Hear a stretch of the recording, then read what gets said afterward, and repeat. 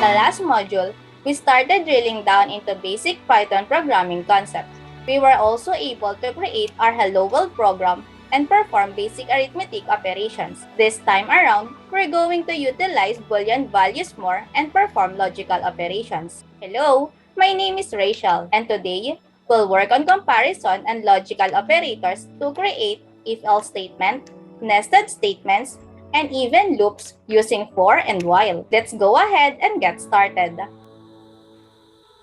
If you've already encountered the truth table in a logic class back then, the concepts I'm about to share with you might ring a bell. In programming, conditions are statements that evaluate certain actions or values using Boolean values, which is true or false. Now, let's say we have two values, 3 and 5. In mathematics, we can easily signify which value is smaller or larger by using greater than, less than, and equal sign. In programming, we can use these symbols to compare two values and get answers by building a condition. In Python, we can use the following comparison operators. First is the comparison of equality, denoted by two equal signs. You can use this to check if two values are equal. If the values are equal, the condition should return the Boolean value true. Otherwise, it should return false. For example, in this line of code right here, since the left value 3 is not equal to the value on the right, which is 5, the condition returns false. Second is the comparison of greater value, denoted by the greater than sign. If the value at the left side of the sign is greater than the value on the right, then the condition becomes true. For example, in this line of code right here, since the left value 3 is not greater than the value on the right, which is 5, the condition returns false. Third is the comparison of lesser value, denoted by the less than sign. This is just the opposite of the greater than sign. So if the value at the left side of the sign is less than the value on the right, then the condition becomes true. For example, in this line of code right here, since the left value 3 is less than the value on the right, which is 5, the condition returns true. Fourth is the combination of equality and comparison of greater value, denoted by the greater than sign followed by one equal sign. This means the condition will return true if the value at the left side of the sign is greater than or equal to the value on the right. For example, in these conditions, for the first one, since the left value 6 is greater than the value on the right, which is 5, the condition returns true. For the second one, although 5 is not greater than 5, it is equal to 5, so the condition still returns true. Fifth is similar to the previous one, is a combination of equality and this time, the comparison of the lesser value. This is denoted by the less than sign followed by one equal sign. This means the condition will return true if the value at the left side of the sign is less than or equal to the value on the right. For example, in these conditions, for the first one, since the left value 6 is not less than the value on the right, which is 5, the condition returns false. For the second one, just like the previous example, although 5 is not less than 5, it is equal to 5. So the condition still returns true. Lastly, we have the comparison of inequality, which is denoted by an exclamation point followed by an equal sign. You can use this to check if two values are not equal. For example, we have the following conditions. Since 6 is not equal to 5, the condition returns true. The second condition, however, returns false since 5 is not equal to 5. Also, It's important to note that these conditions are not just exclusive to numerical values such as integers and floats. We can also use this to compare strings and even Boolean values. To put it simply, we have the following examples. Notice how the operators accept variables for comparison. This is because Python uses the values of those variables to compare. For the first example, the condition returns false since the name Jane is not the same as the name Tarzan. For the second condition, since both variables have the value true, the condition returns true, as well since values are the same. Now that you know how comparison operators work to create conditions, let's go ahead and try combining conditions with the help of logical operators. There are three logical operators in Python: and, or, and not. We can use these logical operators to compare two or more conditions to fulfill a certain action. The AND logical operator returns true only if all conditions return true as well. If one of the conditions becomes false, the logical operator will return false right away. For example, with this logical expression, the logical operator returns true since both conditions are true. For our second example, however, the logical operator returns false since the first condition, 6 is less than or equal to 5, is false.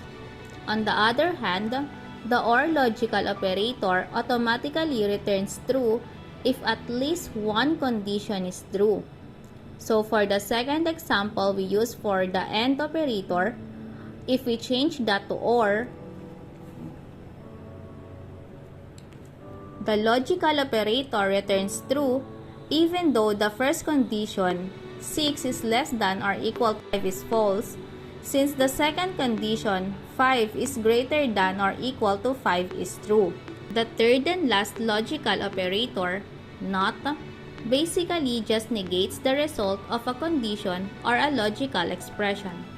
For example, if we use the not operator on the answer variable, which contains the Boolean value true, the output will be false, since this is the opposite or inverse of true.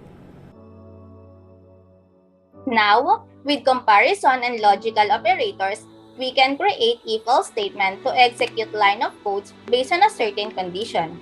The simplest way to understand if-else statements is by comparing it to how we decide when purchasing things.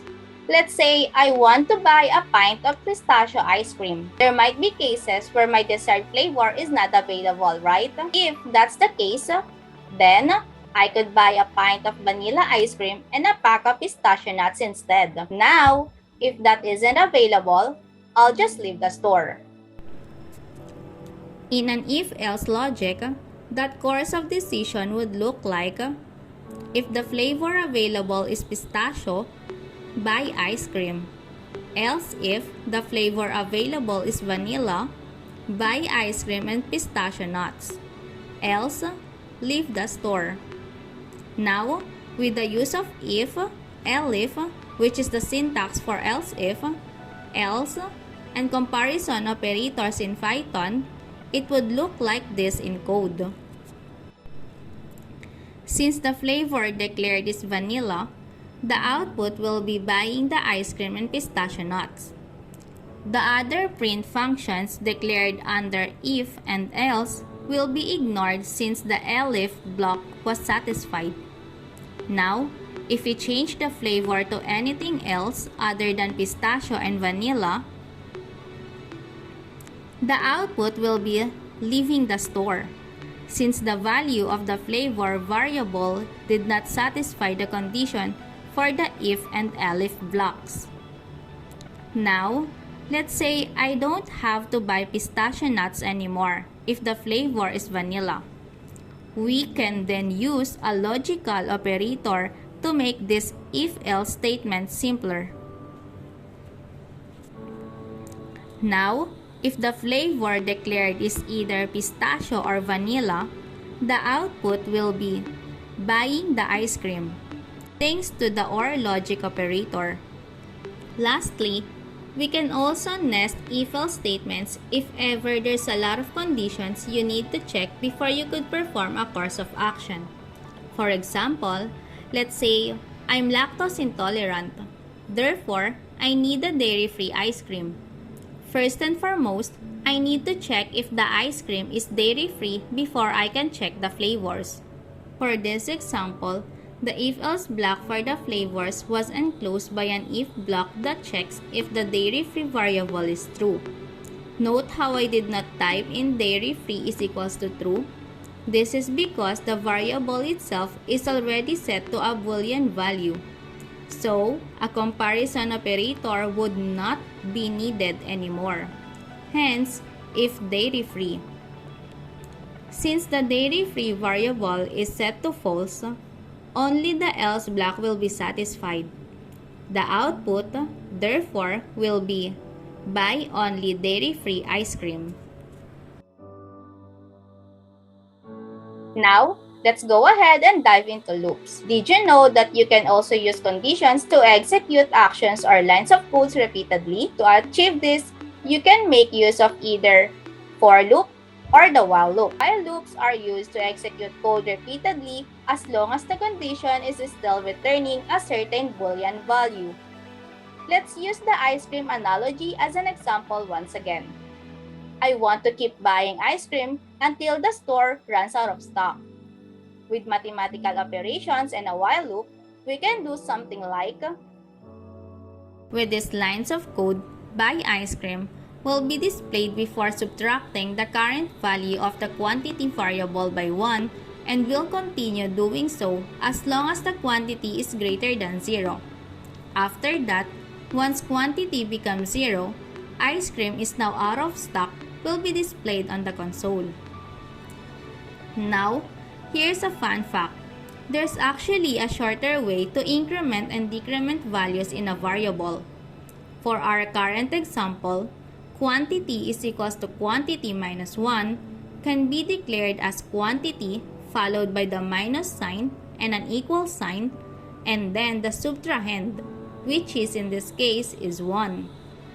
You can also do the same for the other arithmetic operators, as long as the goal is to perform the arithmetic operation and store the answer back to the variable.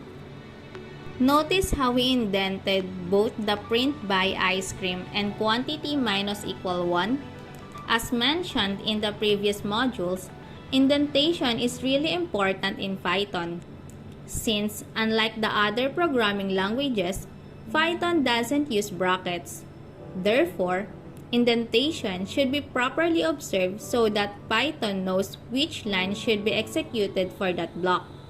For example, if we remove the indentation for quantity minus equal 1, not only will the quantity minus equal 1 execute after the while loop is done, but the loop will also run forever, since the value of quantity will never become 0, resulting in an infinite loop.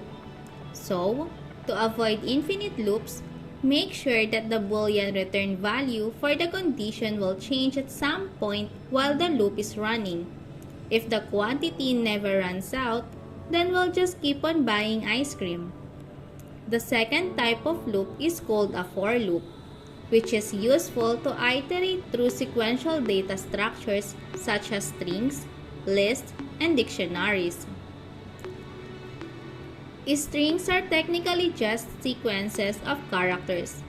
Therefore, if we wanted to, we can use the for loop to iterate through each character in that string. For example, this for loop will print each letter one at a time. To create for loops, simply type in for and in and a colon. The lines of code to execute for loop should be indented underneath. The for keyword should be followed by the iterator name. This can be named anything, although it's a good practice to be as consistent and descriptive as possible with names. You'll be using this iterator name to access the value derived from each iteration, as seen in the print function. Lastly, don't forget to declare the sequential data to iterate through, which in this case is a string variable named word. There you have it, our first for loop. These for loops, however, are extensively used more to iterate lists, dictionaries, sets, and tuples, all of which will be covered in the next module. So for now, let's wrap up. In this module, we'll learn how to utilize comparison and logical operators to create if-else statement and loops. Our next module will be all about Python data structures and functions. We'll also talk about the differences between mutable and immutable data. Thank you for listening and see you on the next one.